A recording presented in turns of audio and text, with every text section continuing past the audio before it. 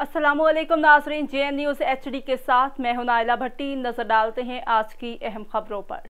पाकपतन तहसील नूरपुर और गिरदनवाह में किराना स्टोर पर नाकिस और गैर मियारी, गैर रजिस्टर्ड और एक्सपायर पापड़ और स्लांटी की सेल अरूज पर।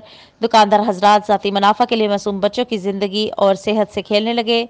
पंजाब फूड अथॉरिटी पाकपतन के अहलकार खामोश तमाशाई, सिर्फ दूध कलेक्शन सेंटरों से मंथलियां लेने में ही मसरूफ अमल हैं।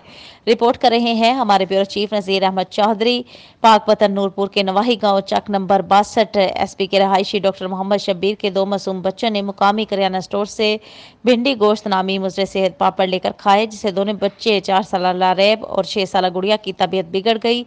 दोनों बच्चे बेहोशी की हालत में RHC 93D Nurpur health centre तिबी इमदाद के लिए मुंतकिल। अहले इलाका और सियासी और समाजी हलकों ने commissioner Sahiwal, DC Pakpattan, director food authority से फौरी नोटिस लेने की अपील और बिलखसूस स्कूल से मुल्हिका गैर मियारी चीजें बेचने वाले दुकानदारों के खिलाफ फौरी कार्रवाई की अपील की है।